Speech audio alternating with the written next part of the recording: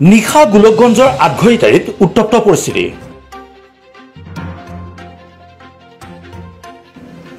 Drugs সেৱনকাৰীৰ বিৰুদ্ধে ৰাইজৰ হাল্লাবোল।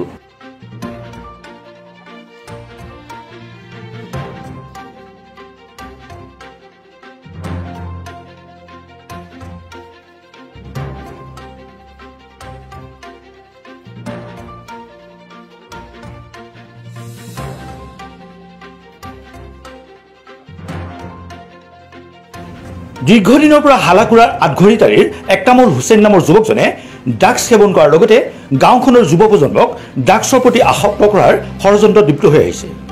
ফলত গাঁওখনৰ উত্তেজিত ৰাইজে কালি একতামুল হুছেইন নামৰ ড্ৰাগছ সেৱনকাৰীক ড্ৰাগছৰ কণ্টেইনাৰসহ আটক কৰি হালাকুৰা আৰক্ষীক খবৰ দিয়ে।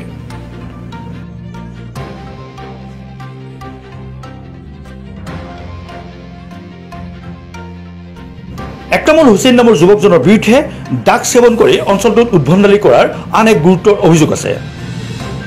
ঘটনাস্থলীত হালাকুৰা আৰক্ষী উপস্থিত হৈ একতামুল হুছেইনক কৰায়ত্ব কৰি থানালৈ লৈ যায়।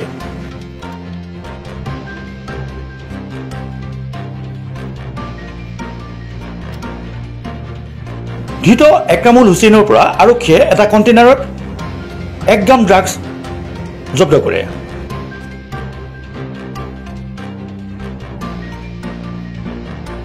উল্লেখ্য যে একতামুল হুছেইন নামৰ যুৱকজন ড্ৰাগছ সেৱনৰ লগতে ড্ৰাগছৰ বেহাৰ লগতো জড়িত থকাৰ অভিযোগ স্থানীয় ৰাইজৰ।